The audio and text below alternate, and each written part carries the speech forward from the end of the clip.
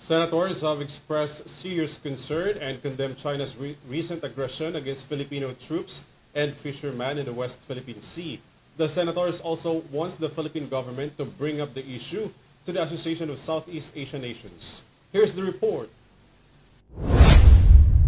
Senate President Chis Escudero is encouraging the government of the Philippines to consider submitting the issue of the West Philippine Sea to the Association of Southeast Asian Nations, or ASEAN.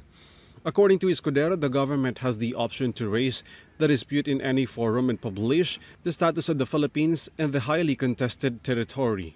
He said that the Philippines is a member of ASEAN and this organization is also part of the West Philippine Sea.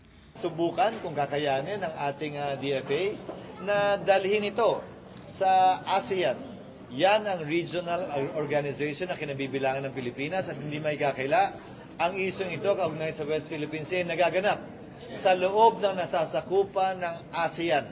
Just this week, when the Armed Forces of the Philippines, or AFP, released the video showing how the Chinese Coast Guard chased and seized the food supply of Filipinos destined for the BRP Sierra Madre in Ayungin Shoal, Senator J.V. Ejercito expressed his condemnation of what he said with China's inhumane actions.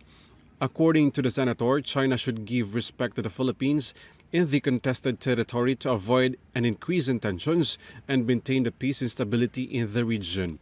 However, Escudero fears is that the possible increase of tensions between Beijing and Manila after filing of a complaint by the Philippines and the ASEAN.